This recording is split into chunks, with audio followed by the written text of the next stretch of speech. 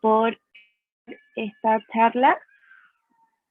¿Usted tiene su Power para proyectarlo? Sí. ¿Parto? Sí. Ok. Bueno, quiero dar las gracias por la invitación a la organización. Saludo a todos y a todas esta tarde ya. Me dio mucho gusto que me contactaran y me invitaran a presentar. Me da mucha alegría que hayan matronas o futuras matronas y futuros matrones interesados en estudiar esto tan relevante para nuestra disciplina. Yo hago clase de ginecología principalmente, y siempre que partimos la primera clase de Gine 1, les digo que cuando partimos el primer día de clase, les digo que eligieran la carrera más bonita, la más hermosa. Ahí me piden disculpas si es que hay otros estudiantes, profesores de otras carreras. Y cuando llegamos a la clase de Gine, les digo que es la materia más hermosa de la carrera más hermosa.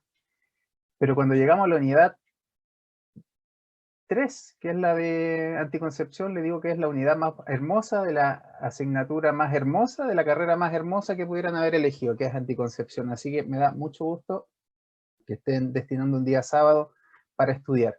Les quiero decir que no sabía que había que venir disfrazado, así que no piensen que estoy con máscara. Esa es mi cara, ya, de día sábado a las 12 del día, así que les ofrezco las disculpas. Pero creo que estoy algo caracterizado. Voy a presentar acá. Muy bien. Me pidieron que conversara de anticoncepción en tiempos de pandemia, así que como ustedes son los estudiantes más interesados en la investigación, en la evidencia, les traigo una evidencia, ¿cierto?, que va a ser interesante para que la analicen. Vamos a profundizar un poquito más con respecto a esos temas. Ya me imagino que deben estar viendo la presentación. Le voy a hacer la pregunta típica de una presentación. ¿Están viendo? ¿Qué me dicen que sí, cierto? Ahí dice que se está viendo. Sí, se ve súper bien. Quiero decir que si es que durante la charla tienen alguna pregunta o algo, vayan dejando sus preguntas en el chat y al finalizar la presentación vamos a hacer esta ronda de preguntas. Súper. Muchas gracias, Valentina. Bueno, soy Leonardo Reyes Torres, máster en anticoncepción, soy matrón.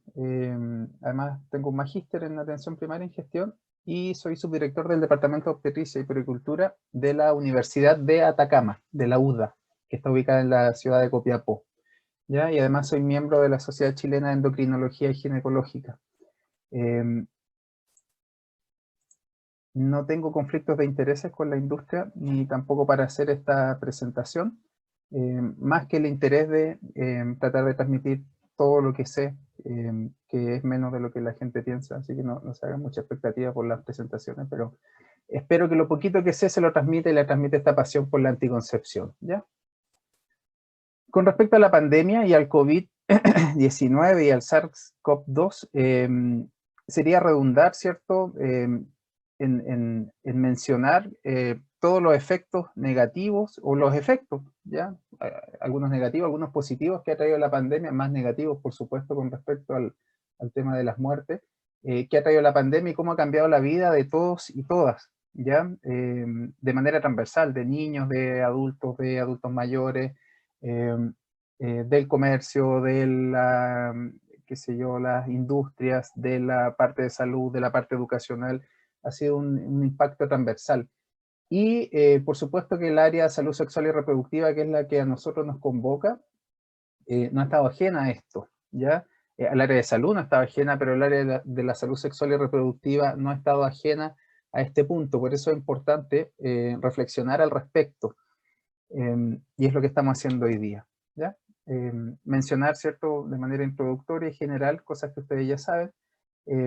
El COVID-19, este cuadro que lo causa el SARS-CoV-2, que es este virus que comenzó que causó su primera muerte por ahí por la segunda quincena de diciembre, se declaró los primeros días de enero y fue el primer caso en China, ¿cierto? Y posteriormente a eso se expandió por todo el mundo, viendo lo que nosotros conocemos hasta el momento, ¿ya? Partió por China, avanzó por Europa y de ahí cruzó a América.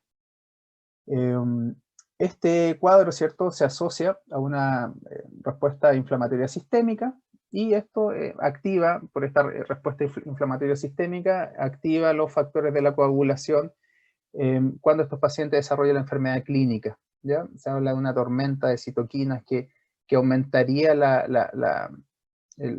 los factores de la coagulación, y esto se manifiesta en muchos de estos pacientes con mayor evento o mayores eventos trombóticos. Y lo puse de color rojo porque es una de las cosas que a nosotros como matrones y matronas que damos anticoncepción, ¿cierto?, o asesoramos en anticoncepción, nos complica, ¿ya? Que es el tema de los eventos trombóticos. Entonces, eso hay que tenerlo presente y guardarlo. En abril, hace harto rato ya, en Estados Unidos se publicó, ¿cierto?, el Instituto Guttmacher, ¿cierto?, algunas predicciones, algunas estimaciones. Los invito a seguir esa cuenta o a seguir esa página.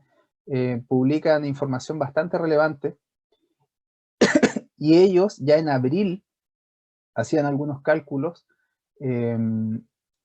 del potencial impacto que iba a tener la pandemia en la salud sexual y reproductiva en países de bajos ingresos y de medianos y bajos ingresos, ¿ya? Y fíjense que ya en abril ellos indicaban que iban a haber más embarazos no planificados, iban a haber más mujeres con necesidades insatisfechas, iban a haber más muertes de recién nacidos y más abortos inseguros, ¿ya? ¿Y esto por qué? Por los bloqueos que se iban a producir en muchos países, y la dificultad en el acceso a las prestaciones de salud sexual y reproductiva. Y no es necesario que lo vengan a decir desde otro país, a pesar de que la información es bastante importante e indiscutible. Nosotros lo vemos a diario, ¿cierto? Y lamentablemente todavía lo vemos. Lo bueno es que lo estamos viendo menos en nuestro país, y se han ido abriendo los CEFAM y se ha ido despriorizando, ¿cierto?, las prestaciones, y se ha llegado a empezar a dar las atenciones de salud sexual y reproductiva, que lamentablemente no se priorizaron en muchos lugares, y se ven como algo que no es tan urgente ni importante, ¿ya? Eso lamentablemente es cuando se ve con una mirada al corto plazo y no al mediano o largo plazo, ¿ya? Si nosotros extrapolamos estos cálculos, ¿ya? Consideramos que en Chile hay cerca de 1,5 millones de mujeres en control de regulación de fertilidad, ¿cierto?, en el sistema público. Si nosotros hacemos un cálculo bien conservador y decimos que solamente una mujer del sistema público no recibió atención o no recibió sus prestaciones de regulación de fertilidad,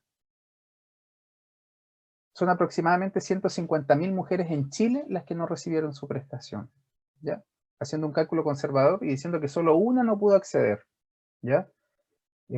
Cosa que se queda bastante corta, ¿cierto? Si ustedes lo conversan con sus familiares, con sus personas cercanas, es mucho más las mujeres que no pudieron recibir su anticoncepción y que tuvieron que además ir a la farmacia a comprarlo, ¿ya? Hubo reportajes también hace un par de meses, ¿cierto?, que indicaban que las ventas en la farmacia de los anticonceptivos y las búsquedas de anticonceptivos a través de algunas aplicaciones se dispararon con la pandemia, ¿ya? Por lo tanto, el efecto es bastante claro. Si nosotros hacemos otro cálculo, ¿cierto?, y de estas 150.000 mujeres que no recibieron su regulación de fertilidad, podríamos calcular que cerca de 120.000, cerca de 128.000 mujeres están expuestas a un embarazo no planificado, ¿ya? Calculando el 85% como índice de Pearl de la mujer que no utiliza anticoncepción. Por lo tanto, si nosotros hacemos un ejercicio analítico no tan complejo y decimos si no se priorizaron las atenciones de regulación de fertilidad, hubo un grupo importante de mujeres que no recibieron anticoncepción, y estas mujeres se van a embarazar.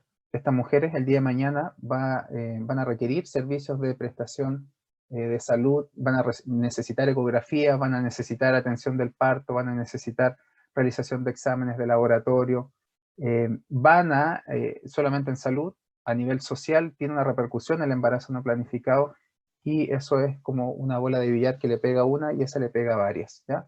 Por lo tanto, no considerar la regulación de la fertilidad como una prestación relevante o impostergable es un error.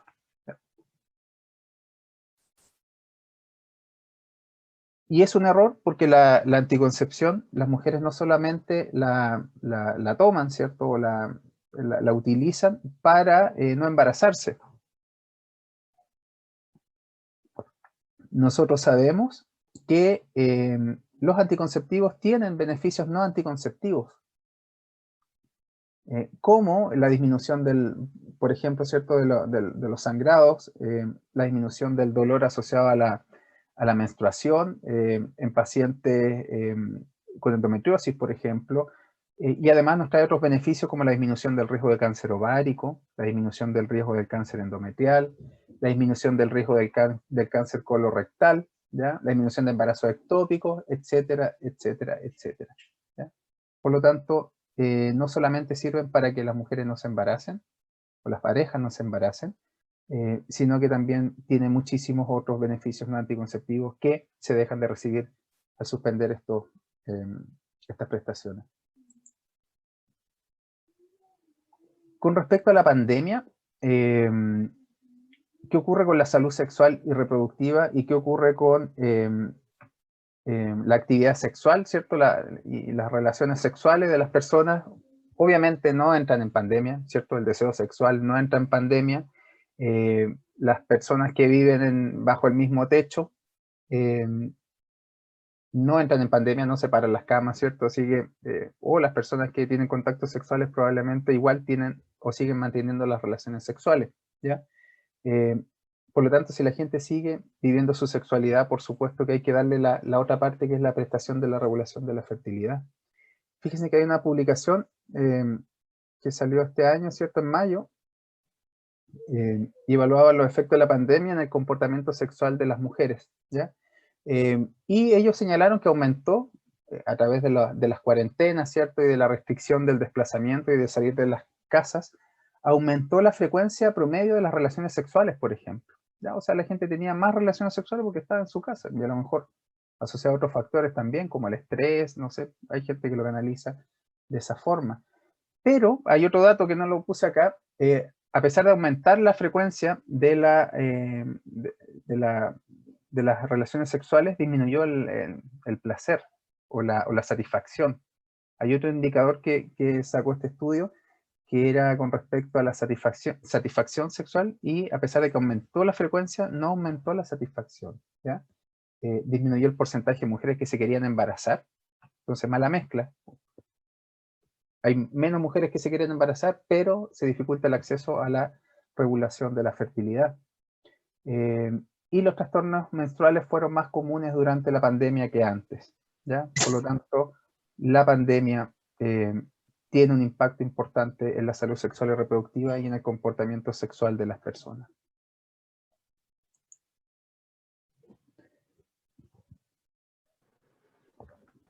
Ahora bien, ustedes que son de las academias científicas, ¿cierto? Y son profesionales en formación o futuros profesionales, ojalá que estén acostumbrados a demandar su evidencia científica, ¿cierto? Y como esta niñita dice, quiero mi evidencia científica y mi respaldo aquí y ahora, ¿ya?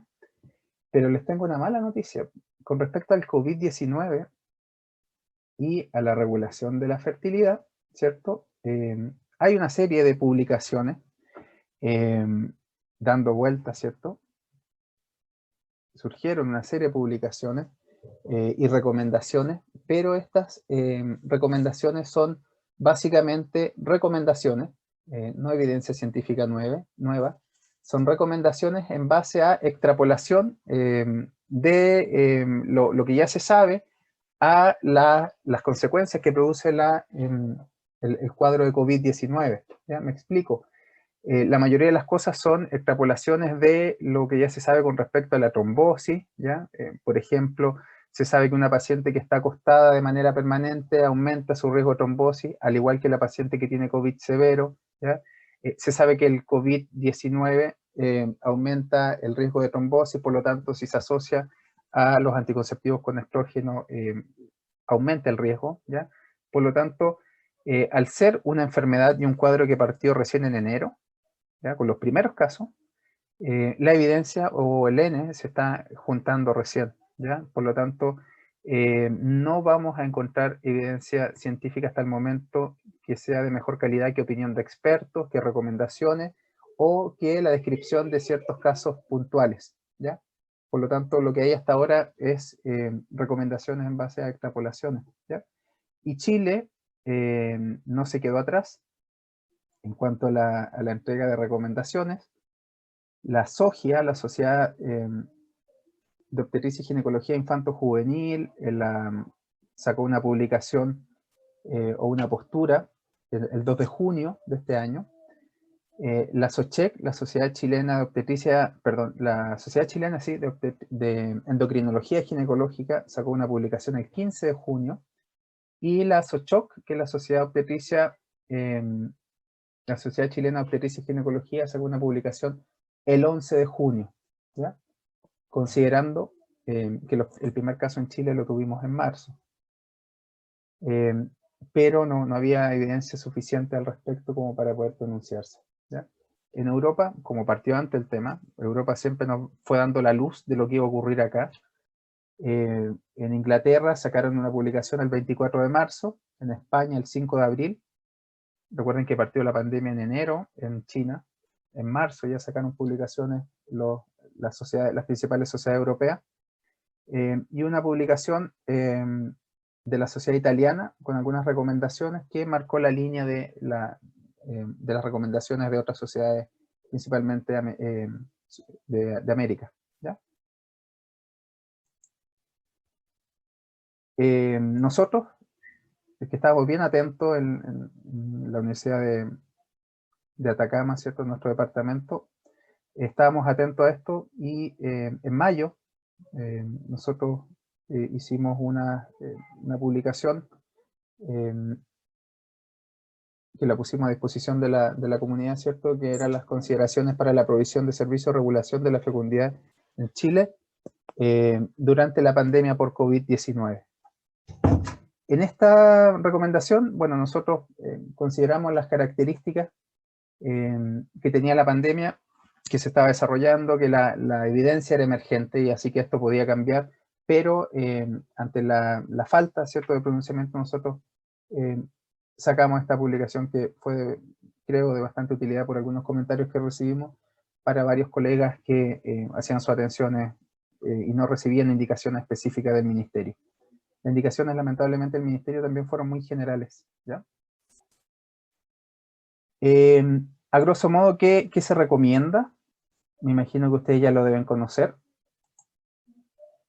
La paciente que no tiene COVID y que utiliza anticonceptivos que contienen estrógeno, no debiera cambiar su método, ¿ya? Así uno pudiera pensar, mira, de manera preventiva vamos a cambiarle el método a las pacientes que utilizan combinado. No es necesario, no se recomienda eso.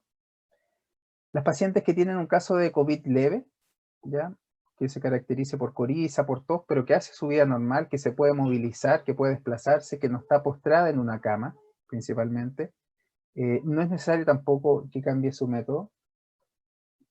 Ahora, si la paciente ya se comienza a complicar, lo que significa que va a empezar a desencadenarse este aumento de los factores de la coagulación, aumentando el riesgo de trombosis, o aumenta el riesgo de estar postrada en la cama, ¿cierto?, intubada, etcétera, que ya es un caso moderado o grave, que va desde el síndrome febril, insuficiencia respiratoria, inmovilización en cama. Se aconseja cambiar su método por anticonceptivos de progestinas puras, ¿ya? No dejarla sin anticoncepción, sino que cambiarlo. Con respecto a la anticoncepción hormonal combinada, en la atención que se recomienda actualizar su historia clínica, ¿cierto? Esto se puede hacer por videoconferencia, si es que no hay acceso a la presencialidad, pero recordemos que ahora sí hay acceso a la presencialidad o se está desbloqueando, pero ojo, no seamos inocentes y miremos lo que está pasando en Europa, que Europa ha sido lo que nos ha marcado el paso con un par de meses de anticipación. Europa estaba espectacular hace unas pocas semanas, y ahora está volviendo a rebrotar la pandemia y a prohibirse el acceso, el desplazamiento, ¿ya? Así que no seamos ilusos, esta curva descendente que tenemos nosotros probablemente vuelva a aumentar. Ojalá que se encuentre con la vacuna y eso no se dispare el rebrote, pero puede ocurrir, ¿ya? O hacia allá vamos, probablemente. Por lo tanto, actualizar la historia clínica, ¿cierto? Haciendo énfasis si es que presenta alguna modificación importante desde su último control presencial a la actualidad, ¿ya? Algún factor de riesgo o alguna contraindicación que hubiera surgido, y renovar la prescripción hasta una nueva cita presencial, ¿ya? Podría ser razonable en estas circunstancias permitir la prescripción remota por los próximos 6 a 12 meses sin verificar índice de masa corporal o la presión arterial. ¿Ya? Si nosotros tenemos una paciente en control que ha estado con sus presiones arteriales normales, es poco probable que en este tiempo de pandemia se haya desencadenado una hipertensión. ¿Ya? El riesgo asociado al embarazo no planificado, ¿ya? Probablemente sea mayor al riesgo del uso de los anticonceptivos hormonales combinados. ¿Ya? Cuando me refiero a anticonceptivos hormonales combinados, me refiero a los que tienen la combinación de un estrógeno y una progestina. Y a ello me refiero a los inyectables mensuales, a las pastillas combinadas, a los anillos vaginales combinados, a los parches, ¿ya? Por lo tanto, uno pone en la balanza, ¿ya? Prefiero no darle anticoncepción porque tengo miedo de que haga una trombosis, pero a cambio, ¿qué es lo que tengo? El riesgo, que aumenta el riesgo de embarazo, ¿ya? Por lo tanto, hay que ponderar los riesgos de trombosis, ¿cierto?, en la mujer que utiliza ACO versus la mujer que se embaraza. La mujer que no utiliza anticonceptivos y que no está embarazada, fíjense que también desarrolla trombosis, ¿ya? De 1 a 5 casos en 10.000, ¿ya? Por lo tanto, la naturaleza también es trombótica. Muy bajito, ¿cierto? Porque son 5 casos en 10.000, es una casuística muy, muy baja. Pero también desarrolla trombosis la mujer que no usa anticonceptivos y la mujer que no está embarazada. La usuaria de anticonceptivos tiene un leve mayor riesgo que la no usuaria y la no que no usa anticonceptivos, ¿cierto? De 3 a 9 en 10.000, lo que sigue siendo una casuística muy, muy baja. Ahora bien, si nosotros comparamos la usuaria de anticonceptivos combinados orales, en este caso las pastillas, con las embarazadas, fíjense que la embarazada es más trombótica que la no embarazada que no usa anticonceptivos y que la que usa anticonceptivos.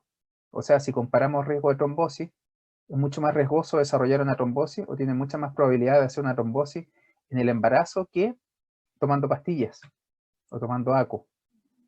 Pero si lo comparamos con la puérpera, el riesgo de trombosis es muchísimo mayor y por razones naturales, ¿cierto? La naturaleza trata de evitar que la mujer, la puérpera, después que se produce el alumbramiento, muera desangrada, ¿ya? Por lo tanto, tiene que ser más trombótica, ella tiene que estar aumentado su factor de la coagulación para evitar que se muera, ¿cierto?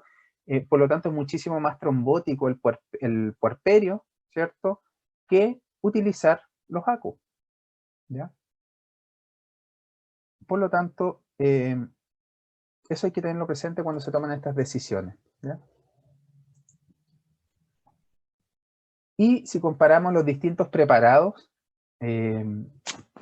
de ACO, ¿cierto?, los que contienen, por ejemplo, el que está disponible en el sistema público es la mezcla de etinil estradiol con levonorgestrel.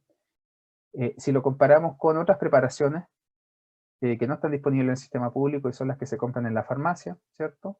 El preparado que está en el CEFAM, ¿ya? Es el menos trombótico o el que tiene menos riesgo de trombosis en comparación con los otros, con lo que puede ir la mujer, ¿cierto?, a comprar en la farmacia, y que algunos cuestan 5.000, 10.000, incluso otros sobre los 20.000 pesos, ¿ya? Por lo tanto, es mucho menos riesgoso utilizar ACO que embarazarse y mucho menos que ser puérpera, y es mucho menos trombótico el ACO que está disponible en el sistema público, el preparado de etinil estradiol con levonorgestrel, que utilizar otro preparado que no está disponible en el sistema público.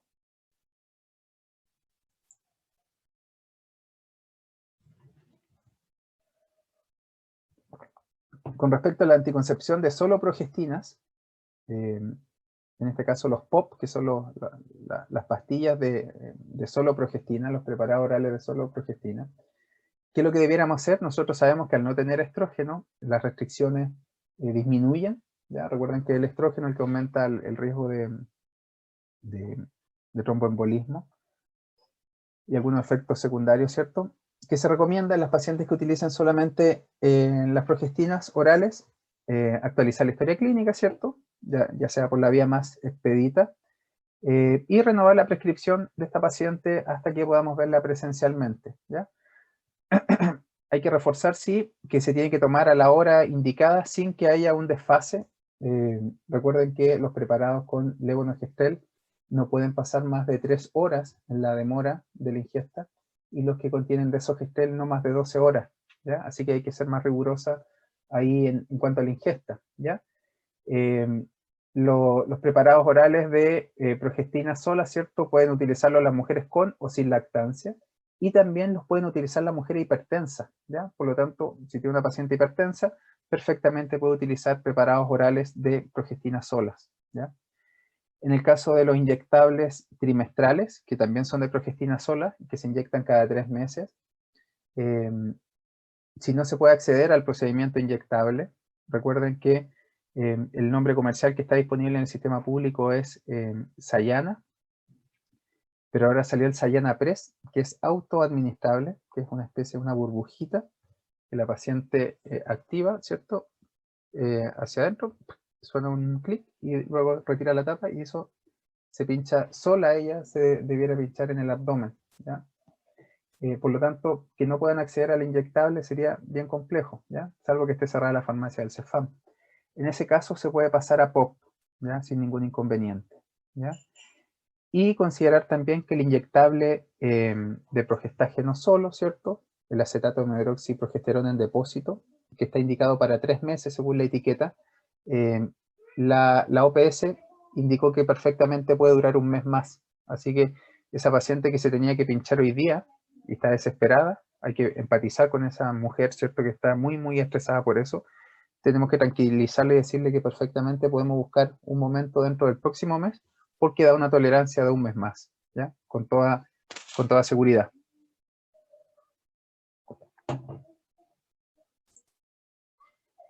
La anticoncepción de emergencia no es algo de segunda importancia o tercera importancia, es algo muy prioritario, siempre, más en pandemia. Por lo tanto, también se tiene que cautelar que los servicios lo tengan a disposición y esté de manera expedita, ¿ya? Y una cosa es que lo tenga a disposición el servicio, ya sea el Cefam o la urgencia, y otra cosa es que lo sepan las mujeres también, ¿ya? Hay que hacer difusión y no solamente por las redes sociales. Hay mucha gente que no tiene acceso a internet y eso se evidenció con el tema educativo, ¿cierto? Cuando se pasaron a las clases a distancia, había mucha gente, mucha población que no tiene acceso a internet. Y hay mucha población que se quedó cesante en pandemia. Bueno, con el estallido social se quedaron cesantes y con pandemia los terminaron de rematar. Por lo tanto, hay mucha gente que no tiene internet en su celular, ¿ya? Así que no hay que hacer solamente la difusión por el Instagram o el Facebook, porque las pacientes, hay un grupo importante que no lo va a ver. Poner un cartel gigante en la puerta del Cefam, porque las pacientes van a ir al Cefam a preguntar sus cosas y ahí quizás poner información relevante. Y recordar que la anticoncepción, la píldora de anticoncepción de emergencia con levonorgestrel no tiene ninguna contraindicación. Lo puede tomar cualquier mujer con cualquier condición médica, ¿ya? Porque como es una toma aguda y puntual, no tiene contraindicaciones. Y no es abortiva, eso ya está de más decirlo, ¿ya? ¿Y qué ocurre con los métodos anticonceptivos de acción prolongada reversibles, o los ARAP, o también conocidos para los que les gusta hablar en inglés como los LARC, ¿ya? Que así lo declara la literatura, ¿cierto? Como los LARC, o LARC, ¿ya? O ARAP en español, entre los cuales se encuentran que son métodos que duran mucho tiempo, que tienen poca participación de la mujer que son muy efectivos y que son una buena alternativa, ¿cierto?, para un grupo importante, entre los cuales se encuentran los dispositivos intrauterinos y los implantes. ¿Qué es lo que ocurre? Hay que tener presente que el implante anticonceptivo, ¿cierto?, es 180 veces más eficaz que las pastillas. Recuerden que el 27% de las mujeres en Chile, en el sistema público, utiliza ACO como anticonceptivo. Por lo tanto, el implante, para que ustedes sepan, es 180 veces más eficaz. Los dispositivos intrauterinos con levonorgestrel, ¿ya? En este caso Mirena, que está disponible en el sistema público, el implante que está disponible en el sistema público es Implanon NXT. El Mirena es 45 veces más eficaz que los ACO, ¿ya? Y los dispositivos intrauterinos con cobre, la T con cobre, ¿cierto?, es 11 veces más eficaz que los ACO, ¿ya? Y el implante es 360 veces más eficaz para evitar un embarazo no planificado que el condón del pene, ¿ya? Por lo tanto, estos métodos anticonceptivos que duran mucho tiempo, además tienen una tasa de falla menor que los más utilizados en Chile, como el ACO y los condones, ¿ya? Por lo tanto, que baje un poco su eficacia, sigue siendo, por ejemplo, si el implante baja a la mitad su eficacia, sigue siendo 90 veces más eficaz que los orales, ¿ya? Así que eso es importante tenerlo presente. No es lo mismo. Hay una revisión de la doctora T que se publicó a mediados de este año en el American Journal de Obstetricia y Ginecología, donde ella hizo una revisión sistemática, ¿cierto? O sea que, ustedes ya saben, recopiló muchas investigaciones de buena calidad con ciertos criterios, y de esas investigaciones ella hizo un resumen. Y era con respecto al uso extendido de los dispositivos intrauterinos, o sea, utilizarlo por más tiempo de lo que está declarado en la etiqueta del anticonceptivo.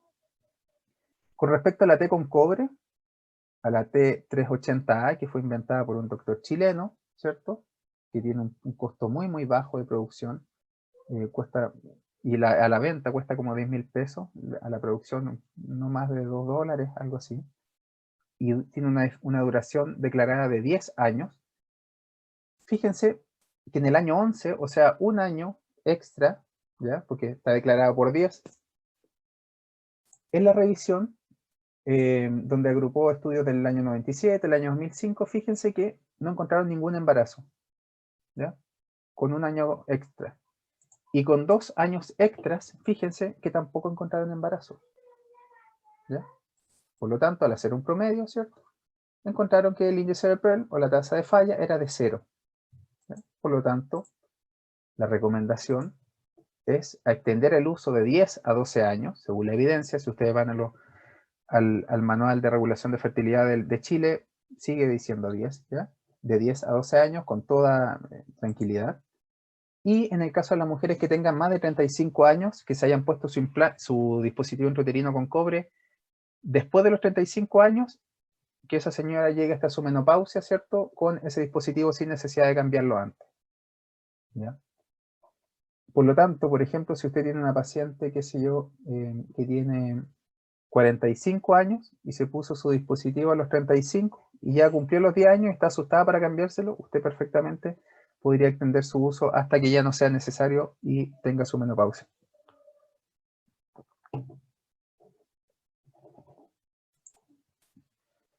Con respecto a los embarazos, en el caso del dispositivo intrauterino con levonorgestrel, que en el sistema público es el que comercialmente se llama Mirena, tiene un índice de Pearl de 0,2. ¿Qué significa esto? Que por cada 100 mujeres que lo utilizan durante el primer año se embarazan 0,2, o sea, menos de una, ¿ya? Y está indicado, según la etiqueta, hasta hace un rato, para 5 años, ¿ya? Fíjense que en el 6º año encontraron solamente un embarazo en esta revisión que hizo esta doctora, donde integró todos estos estudios y sumó una población de 2.089 mujeres. Solamente hubo un embarazo en ese año extra de uso, o sea, en el 6º año. Lo que arroja un índice de Pearl de 0,02, o sea, muchísimo menor que lo declarado, ¿ya?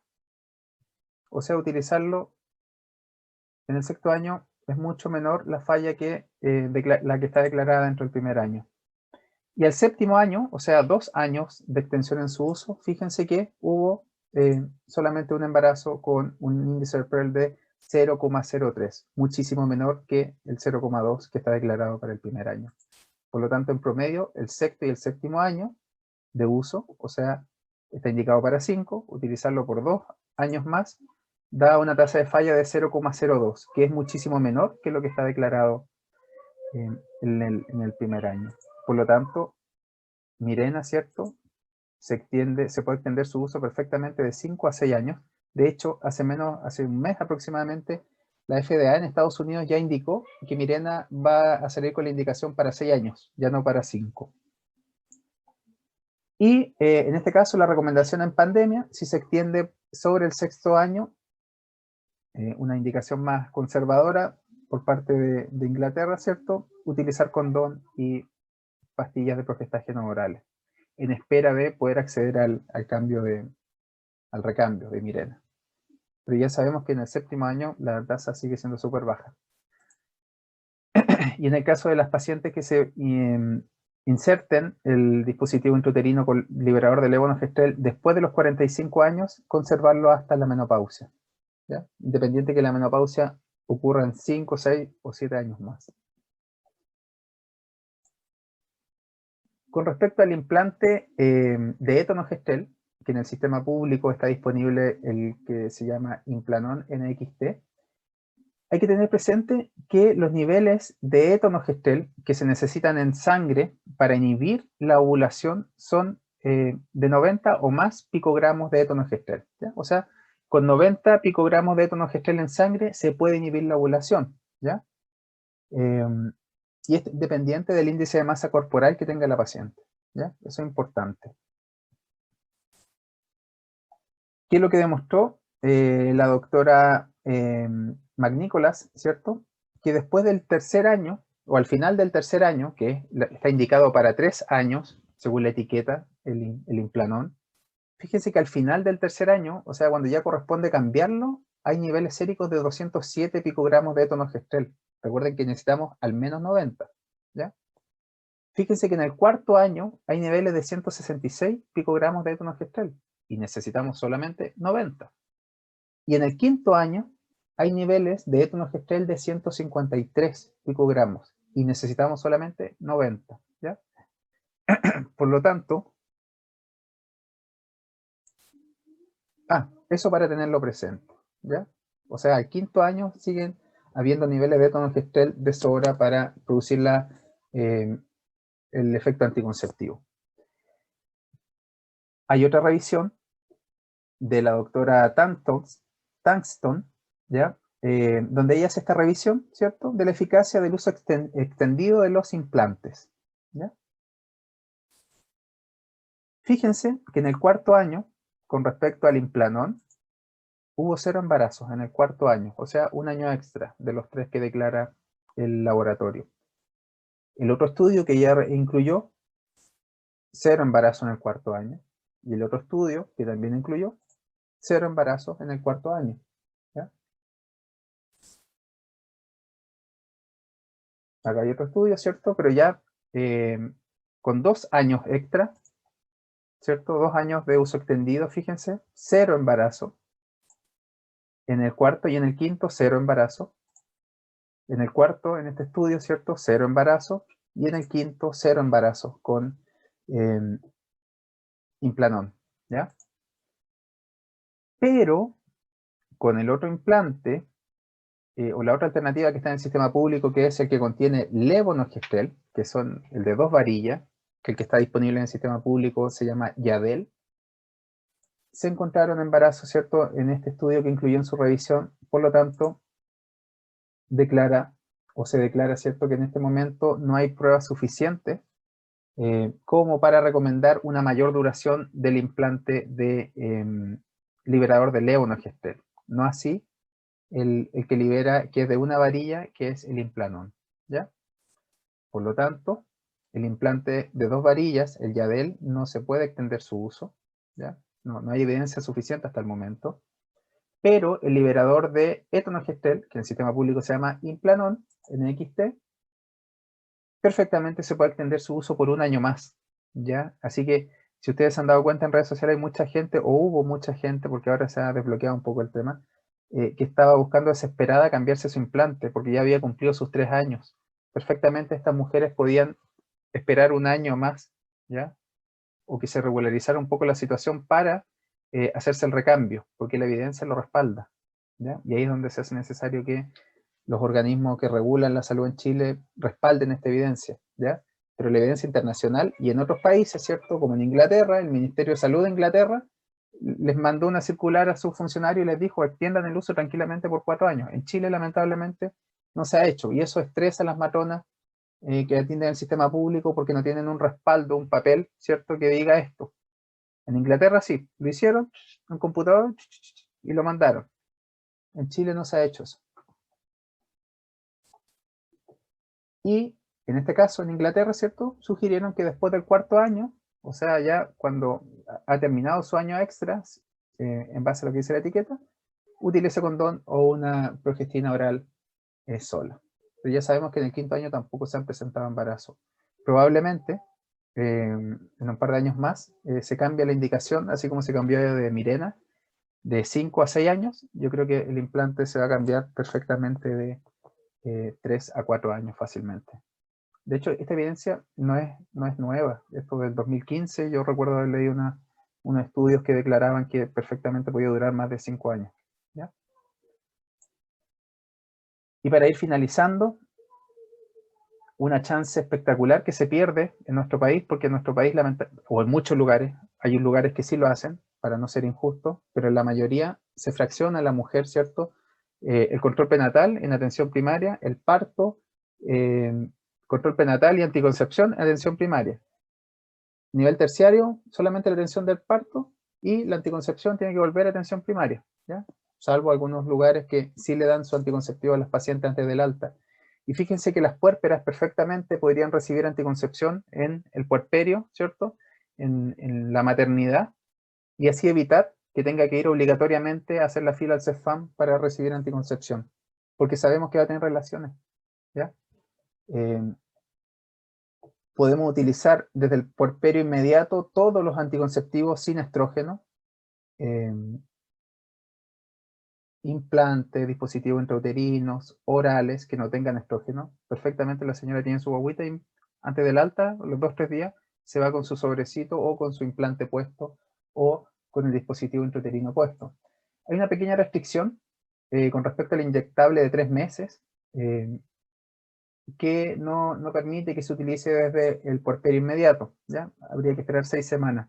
Pero esta restricción, recuerden que hay criterio 1 y criterio 2 se puede utilizar, criterio 3 y criterio 4 no se aconseja el uso, ¿cierto? Pero esta recomendación que es criterio 3 para la OMS no es criterio 3 para ni la CDC ni para las normas de Inglaterra. Ellos lo utilizan desde el puerperio inmediato, ¿ya? De hecho, nos comentaba también el doctor Galán que su experiencia, muy larga experiencia por muchos años trabajando en un hospital público, era inyectarle a las pacientes, si lo deseaban, el inyectable trimestral antes del alta y no tuvieron ningún inconveniente, ¿ya? Y también lo respaldan las otras, la evidencia, así que perfectamente nuestras pacientes, nuestras mujeres podrían irse de alta con su guagüita en brazo y ya con un método anticonceptivo muy eficaz. Lo mismo los dispositivos intrauterinos, si se insertan dentro de las primeras 48 horas postparto, y si no, después habría que esperar después de las 4 semanas para hacer la inserción, ¿ya? Hay hospitales en Chile también, y hay algunos estudios que lo hacían, ¿ya? Que lo hacen.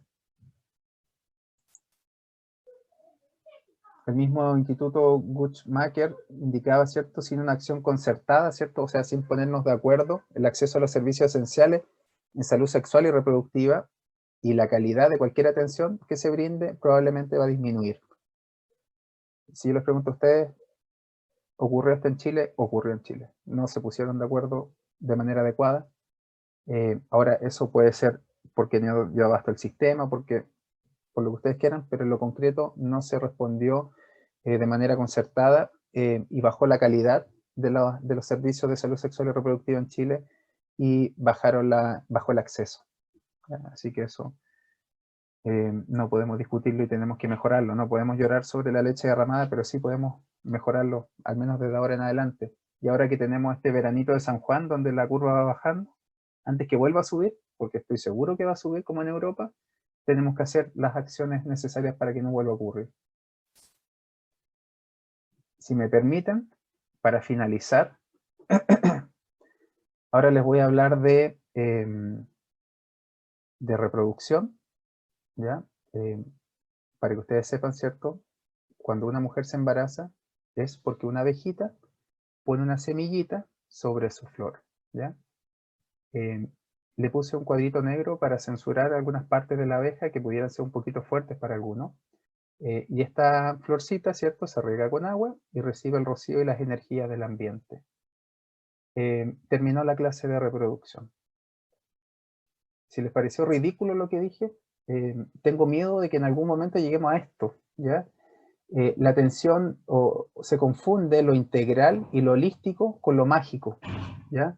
Les quiero transmitir este mensaje, chiquillas y chiquillos, no, todas las cosas que hacemos, los cursos, las indicaciones que damos, los consejos, la información que difundimos a través de las redes sociales, tiene que ser basada en la evidencia, ¿ya? No basada en cosas mágicas, ¿ya? Estamos a punto, yo creo que de llegar a esto, lamentablemente. Hay mucha magia en las indicaciones que se dan ahora, mucha luna, mucha flor, que es fantástico, pero no digamos que eso es basado en la evidencia, ¿ya? Hay mucha gente que está inventando cursos ahora, cursos mágicos, que relacionan la ginecología o la matronería con cosas mágicas. Hay que tener mucha precaución con eso, ¿ya? Porque nosotros que a lo mejor estudiamos y sabemos, podemos diferenciar qué es lo que es cierto y qué no, pero hay mucha gente que no. Se está hablando mucha cosa que no está basada en la evidencia con respecto, de manera negativa, con respecto al anticonceptivo.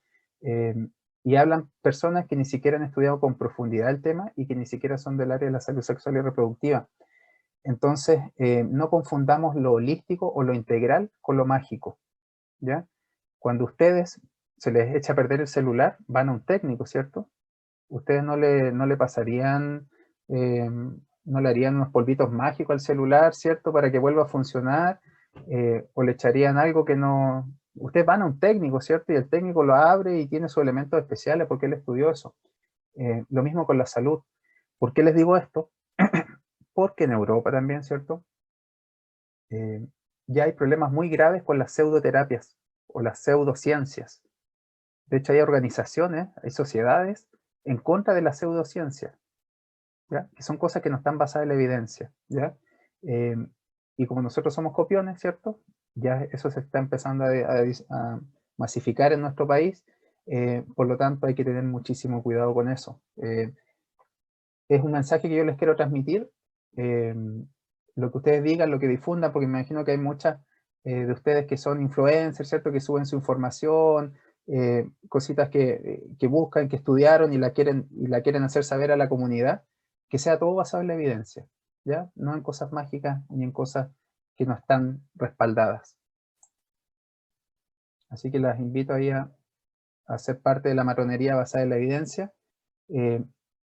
Ahí está mi correo electrónico, por si alguien tiene alguna duda, y mi Instagram y Facebook también, que es Matrón Leonardo Reyes, por si alguien me quiere escribir algo o tiene alguna duda, yo encantado de poder ayudarlas y resolverles sus preguntas, ¿ya? Pero principalmente las invito a ser matronas o a hacer la matronería basada en la evidencia, ¿ya?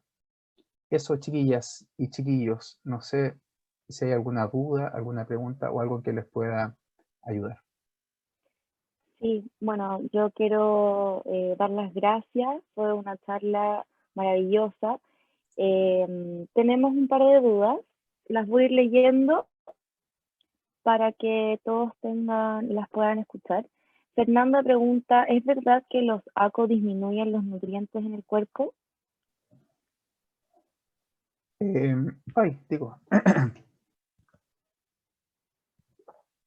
Sí, parece que estamos pensando en la misma cuenta que vimos esa información.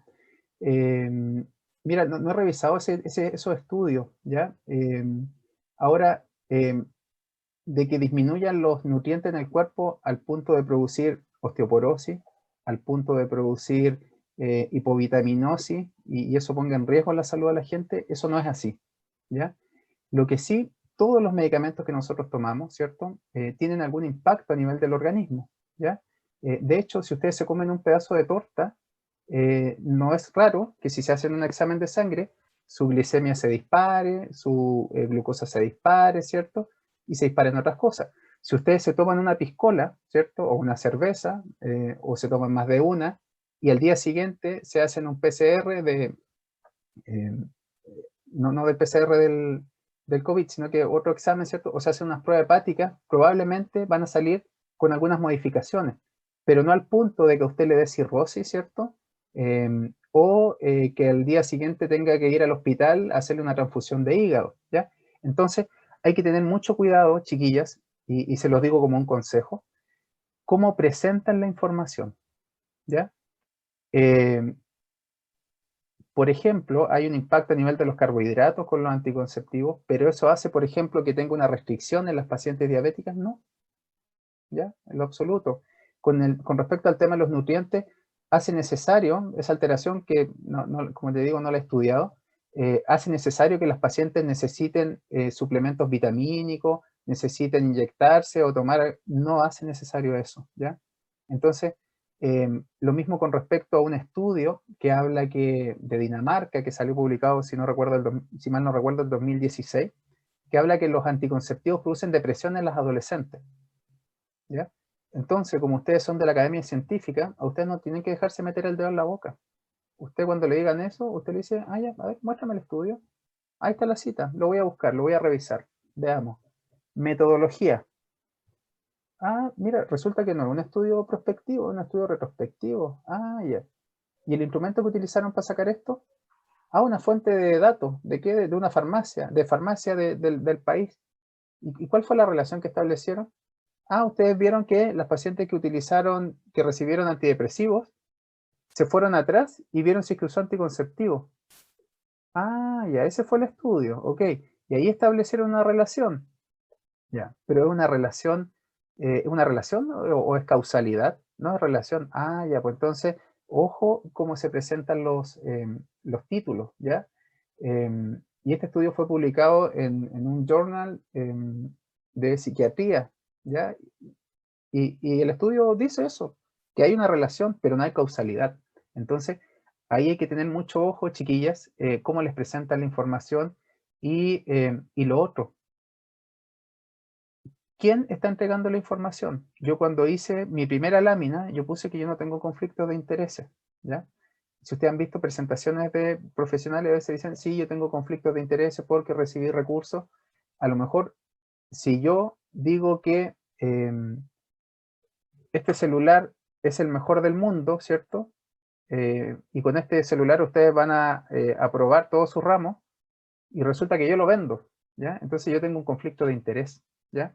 Muchas veces estas personas que hablan de estos métodos o entregan esta información ofrecen cursos naturistas o ofrecen, por ejemplo, del método anticonceptivo natural, entregan mucha información tirándole mucha basura a los anticonceptivos hormonales y a cambio ofrecen un curso de anticoncepción hormonal, por ejemplo, o de limpieza del cuerpo, o etcétera. Entonces, mucho ojo con quien entrega la información, dónde está publicada, y no solamente citarla, sino que ustedes revisar ese estudio, ¿ya? Eso. Super, muchas gracias. Joana pregunta, ¿qué pasa en el caso de mujeres que tienen diagnóstico de atrofia ovárica prematura? Ay, se me fue la pregunta. Un segundo. Acá está.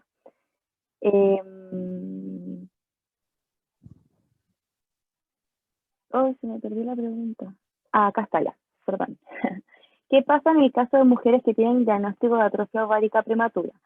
¿Qué es lo que ocurre en el cuerpo de estos casos? ¿Hay algún tratamiento más efectivo que otro? Pregunto por temas de fertilidad.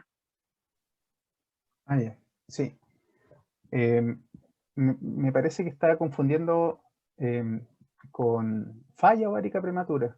Nunca he escuchado atrofia ovárica prematura. Debe referirse a la falla ovárica prematura. La falla ovárica prematura o temprana, ¿cierto? Es lo que antiguamente se conocía como menopausia precoz, ¿ya? Que es cuando cesa la menstruación, ¿cierto? Antes de los 40 años de manera espontánea, ¿ya? En esos casos, el manejo va a depender, ¿cierto? De la paciente, si tiene deseo de embarazo o no, ¿ya? Porque ahí va a tomar dos caminos distintos, hacia especialista de fertilidad, o si no tiene deseo de embarazo, para ver cuál es la causa de esta falla o de este cuadro, y empezar a complementar a esa paciente con estrógeno, darle terapia hormonal a esa paciente, porque al disminuir la función ovárica de manera temprana, ¿cierto? Disminuye la producción de estradiol, de estrógeno, ¿cierto? Y eso trae consecuencias en el organismo, ¿ya? De manera visible, ¿cierto? Los flashes o bochornos, disminuye todos los receptores, ¿cierto? Los tejidos que tienen receptores estrogénicos se van a ver afectados, ¿cierto? Va a tener resequedad vaginal, bochorno, va a disminuir la densidad mineral ósea, etcétera, etcétera. Entonces, en ese caso, habría que ver la vía que toma esa paciente y determinar la causa, y si ya la causa es definitiva, habría que manejarla con hormonas y con talleres y con fomentar su vida, la calidad de vida y la vida saludable. Claro. Habían dos preguntas antes, me disculpo que no las vi. Pero Ivana pregunta, una usuaria de interacción mensual combinada que deba pincharse los días 25 de cada mes y al día de hoy aún no se inyecta y tuvo relaciones sexuales. ¿Tiene riesgo de embarazo? ¿Cuántos días se puede atrasar para ponerse la inyección? Ya. Los inyectables combinados, o sea, los mensuales, ¿cierto? Que los combinados de estrógeno y progestina se inyectan una vez al mes, ¿ya? Y los de progestina sola, de indicaciones cada 3 meses. Pero los mensuales, ¿cierto? Tienen una semana de tolerancia, ¿ya? Así como los trimestrales tienen un mes, donde nosotros podemos demorarnos sin que disminuya la eficacia. Los mensuales dan 7 días de cobertura extra, así que la señora o la mujer, ¿cierto? Tiene perfectamente 7 días más como para poder administrarse el inyectable. Ahora, si pasa esa semana, ya empieza es como que ya no se estuviera protegiendo, y ahí si tiene relaciones tiene que, ojalá no tenerlas, o si las va a tener, utilizar un método de barrera, o si las tiene sin utilizar un método de barrera, utilizar la anticoncepción de emergencia en caso de que no se haya protegido. Claro. Sofía pregunta, en el caso de las recientes fallas de pastillas anticonceptivas que han sido retiradas, ¿qué recomendación hay para quienes tomaban esas pastillas? Bueno, hay que aterrizar que las fallas del sistema público, yo generalmente hago la charla pensando en el sistema público, de la NULED, fue un lote específico, no fue todo el que está disponible en todo Chile, de Arica a la Antártida, no sé si en la Antártida llegarán pastillas. Fue un lote específico. Ustedes saben que hoy día hacemos hartas pastillas, le ponemos lote tanto. Ya, mañana volvemos a fabricar, le ponemos el lote, y así vamos sacando distintos lotes. Y resulta que hoy día falló la máquina, y este lote que sacamos fue el malo. Entonces, ese lote se identificó, ¿ya? ¿Y cuál fue el problema? El problema fue que se mezclaron las pastillas con hormonas con las del intervalo libre de hormonas. Entonces, una mezcla ahí, ¿cierto? Entonces, vienen 21 con hormonas, y al final vienen 7 que no contienen hormonas, pero tienen la misma forma. Entonces, la mujer la sigue tomando sin perderse. Y el tema fue que hubo como cruzada. Entonces, se dio la circunstancia en que a lo mejor algunas mujeres confiadas en el medicamento, ¿cierto?, lo fueron tomando, y hubo algunos días que se tomaron las que no contenían hormonas, ¿ya? Y vendría siendo como que no se tomó la pastilla ese día, para entenderlo, ¿ya? El riesgo de embarazo es súper poco, súper bajo, cuando se olvida una pastilla, ¿ya? Y cuando se olvidan 2 pastillas también es muy bajo, ¿ya?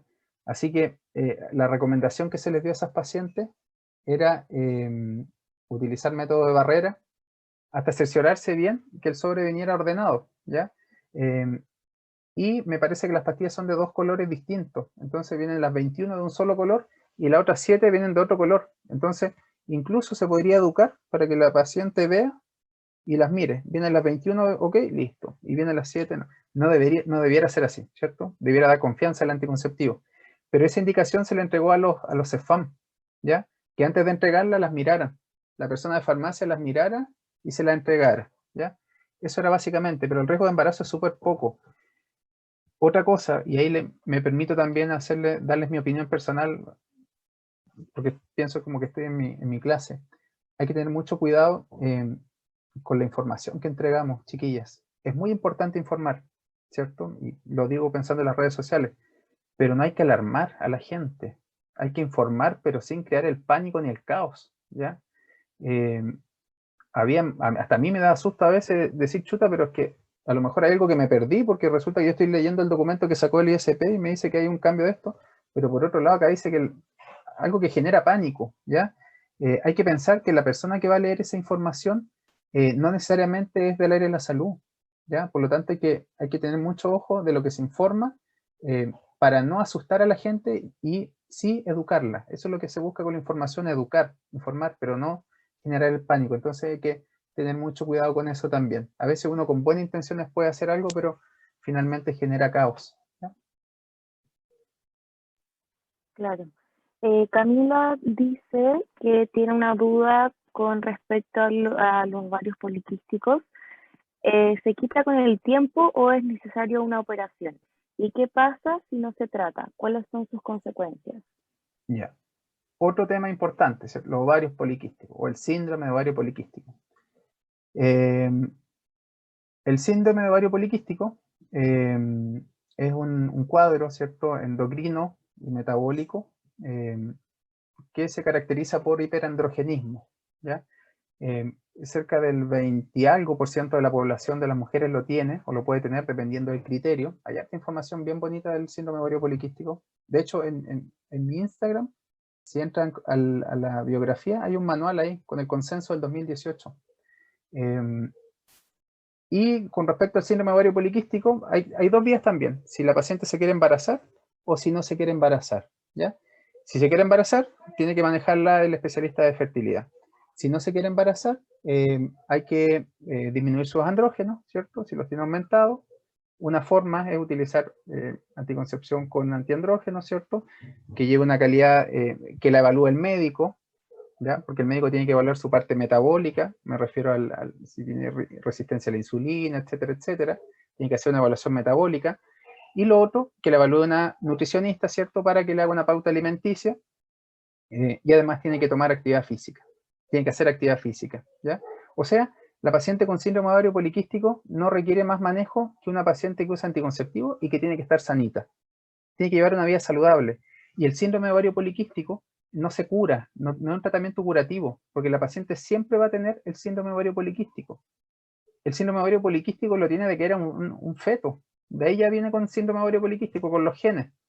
Lo manifiesta después, ¿cierto?, por el hiperandrogenismo y por la alteración de las menstruaciones generalmente, y va a ser una menopáusica con síndrome de ovario poliquístico, ¿ya? Entonces, ¿qué es lo principal? Es que esa paciente tenga una vida saludable, igual que todas las mujeres, que no suba mucho de peso, que mantenga su control metabólico, una alimentación saludable, que haga actividad física, y si no se quiere embarazar, que use anticoncepción hormonal, ¿ya? Y además que eso le sirve para disminuir los andrógenos. Eso es lo que dice Consulta. la evidencia. Y ahí también hay que tener mucho cuidado porque el síndrome de ovario poliquístico también es bien comercial, entonces hay harta gente que entrega unas cosas medias místicas que no están basadas en la evidencia. Un segundo. Lo que está basado en la evidencia es lo que los consensos, lo que dicen los expertos, y hay un manual. Y por ahí lo tengo, bueno, lo tengo publicado en mi Instagram por si lo quieren descargar y les interesa revisarlo. Ahora sí, disculpen. En esa misma relación, una vez leí sobre recomendar igual anticonceptivos antiandrogénicos y con la menor cantidad de estrógeno posible. ¿Está bien eso, lo de la menor cantidad de estrógeno? Lo que pasa es que todos los anticonceptivos que existen hoy en día tienen una menor cantidad de estrógeno. Todos, todos. Los inyectables, las pastillas, los orales. Ahora yo sé a dónde va. Hay unos que los orales tienen 30 de etilenilestradiol, 30 microgramos, y hay otros que tienen 20 y otros que tienen 15. No hay grandes diferencias. entre eso, porque es tan poquito lo que hoy en día existe en cuanto a estrógenos en los anticonceptivos, que no hay grande diferencia, y nunca he escuchado esa indicación. No, lo que sí importa, de hecho, hay, ojo, porque capaz que no sea tan bueno, porque hay progestinas que tienen un efecto antiandrogénico importante, como el acetato de medroxiprogesterona, que no se debe utilizar como anticonceptivo. Lo sigue el dienogés, que sí tiene un efecto antiandrogénico importante, pero ojo, el dienogés no está en el sistema público, ¿ya?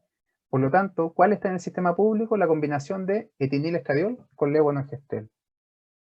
Y el etinilestradiol, ¿ya?, tiene un efecto a nivel hepático, ¿cierto?, que es aumentar la SHBG, que es la hormona transportadora de las globulinas sexuales. Y eso, en otras palabras, hace que el andrógeno libre disminuya. Por lo tanto, de manera indirecta, proporciona un efecto antiandrogénico. Y lo otro, que al producir un efecto anovulatorio, también disminuye la actividad de los folículos que están produciendo andrógenos. Así que también ayuda, ojalá, un anticonceptivo con una progestina antiandrogénica, pero si no, cualquier hormonal ayuda también, ¿ya? Insisto, el tratamiento del SOP no es curativo, no es que, mira, esto es lo mejor, te sanaste, no. Lo va a acompañar durante todo el resto de su vida esa mujer. Súper. Relacionado a lo mismo, me gustaría hacer mi última consultita. Lo que pasa es que he escuchado como en muchas personas decir de que si uno recomienda un anticonceptivo que tenga una dosis de, o sea, oral, una dosis de estrógeno de 15 o de 20, es más riesgosa la anticoncepción que si lo recomiendo de 30. Yo he buscado evidencia, no lo encuentro totalmente así, pero lo he escuchado muchas matronas. No sé qué tan real es. Mira, lo que hay que tener presente es que el efecto anticonceptivo de los combinados, quien se lleva esa responsabilidad es la progestina, ¿ya? No el estrógeno. El estrógeno, su función es regular el sangrado. Esa es la función principal. Pero sí tiene un pequeño efecto anticonceptivo, ¿cierto? El estrógeno, porque también produce un efecto sobre la FSH, ¿ya? Pero no hay grandes diferencias, como te digo, en cuanto a la eficacia entre los distintos niveles de estrógeno. De hecho, tú podrías sacarle el estrógeno y la progestina es la que se queda sola haciendo el efecto anticonceptivo. Ahora, lo que sí hay que tener ojo, que cuando uno va a partir con un anticonceptivo, el estándar de oro, o el gold standard, para los que les gusta hablar en inglés, el estándar de oro es levonorgestrel de 30, ¿cierto? Perdón, de 150 con etinilestradiol de 30. Eso es el estándar de oro. Porque hay unos que dicen, no, mira, como es adolescente, le vamos a dar una pastilla suavecita, con 15 de estrógeno, no, con 20, esta es más suavecita. ¿Y qué es lo que ocurre? Al tener menos estrógeno, bloquea menos el eje en cuanto a la FSH y permite cierto desarrollo del folículo. Y al permitir cierto desarrollo del folículo, se empieza a liberar estrógeno. Y estas pacientes pueden tener algunos efectos secundarios al hiperestrogenismo, como por ejemplo tensión mamaria o algunos goteos irregulares, ¿ya? Por lo tanto, para mujeres adultas y para adolescentes debiéramos partir con el estándar, que es 30, ¿ya?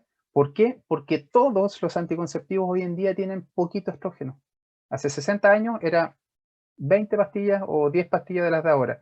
Hoy en día son muy bajitas y la diferencia entre los 30 y los 15 es, no, clínicamente, a nivel de número el doble, ¿cierto? Pero clínicamente no es muy significativa y los muy bajitos al final puede producirle goteos y desconformidad a esa mujer, o que haya un desarrollo folicular y que aparezcan estos quistes foliculares que no son más que el folículo que no se ha roto y que quedó ahí produciendo estrógeno. Así que la indicación es partir con los 30. Súper, pero entonces puedo recomendarlo e influye en los efectos secundarios, no así en la anovulación. Claro, claro. Ahora, lo que tienes que preguntarte, ¿por qué le voy a ofrecer 15 y por qué no le voy a ofrecer 30? Yo no tengo una respuesta, yo le ofrezco 30. De hecho, le preguntamos al doctor Lavín y al doctor Galán, no, sí hay cuando tú tienes esas pacientes que usan 15 o 20, y tienen, por ejemplo, estos quistes o tienen goteos, porque la dosis de estrógeno es muy baja, esa paciente puede que ese endometrio empiece a gotear, la solución es subir a 30, ¿ya? Pero de 30 bajar a 15, yo no sé al menos, y le hicimos la consulta y parece que no está evidenciado cuando de 30 tú pasas a menos. Así que yo partiría con 30 y con 20 o con 15 me arriesgo a que gotee, lo deseche y se aburra de estar goteando y empieza a agarrarle el odio a las pastillas. Muchas gracias, profesor, por toda la respuesta y la retroalimentación. Lamentablemente ya no tenemos tiempo para seguir respondiendo las preguntas, pero si es que usted puede dejar su mail y sus redes sociales para que las preguntas que no hayan sido respondidas y necesiten aclaración, si es que puede dejar su información aquí en el chat para que le puedan preguntar. Sí, ¿Ya? le sugiero que, o sea, lo que yo es más expedito es a través del Instagram, porque si me mandan un correo, como tengo el mismo correo del trabajo, así que ahí los tengo priorizados, y es más complejo. Pero como el Instagram da la chance de poder pimponear algunas cosas, háganlo a través de esa vía, y escríbame la pregunta al tiro nomás, ya no me digan, hola, ¿le puedo hacer una pregunta? Me ponen ahí, hola, ¿cómo está? ¿Qué sé yo? Tengo esta pregunta, y ahí yo se las respondo, así que yo feliz, o si quieren hacer otra instancia para que conversemos este tema, yo encantado les dejo abierta la puerta. Hay muchas preguntas, ¿ya? Lo principal, Sí. chiquillas, es basarse en la evidencia, matonería basada en la evidencia, eso ahí marcado, ¿cierto? Matonería basada en la evidencia, y que no les metan el dedo en la boca, ¿ya? Eso no se dejen, ustedes van a hacer, son basadas en la ciencia. Por supuesto que hay que ser humano, ¿ya? Eso jamás lo cuestionen. Hay que ser cercano, hay que considerar lo que sienten nuestras mujeres, ¿cierto? Luchar por ellas, abogar por ellas. Ahora con todo esto hay que abogar, hay que pelear por ellas, pero con cosas serias y basadas en la ciencia, porque estamos hablando de la vida de otra persona, ¿ya? Eso es mi mensaje principal. Claro. Bueno, muchas gracias, muchísimas gracias por esta charla, estuvo maravillosa.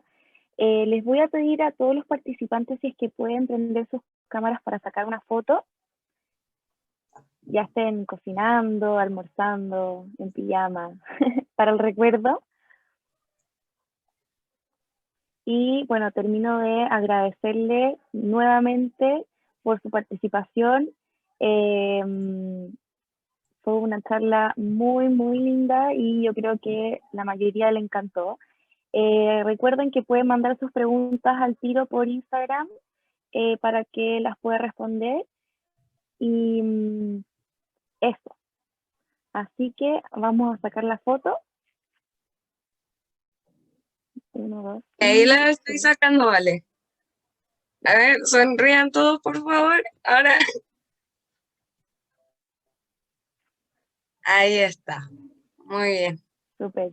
Bueno, agradecer su participación también a todos los que están aquí presentes. Esperamos que sea una instancia agradable y de darte información beneficiosa para todos. Y eso, muchísimas gracias a todos por participar y especialmente al profesor Leonardo por estar aquí.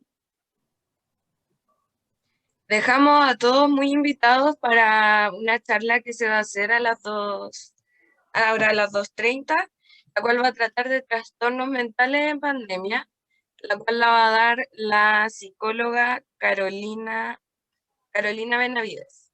Así que los dejamos muy invitados a participar de esa charla. Va a estar Y muy bueno. Muchas gracias por su participación y nos vemos más tarde. Que tengan un buen día. Chao, chao, cuídense mucho.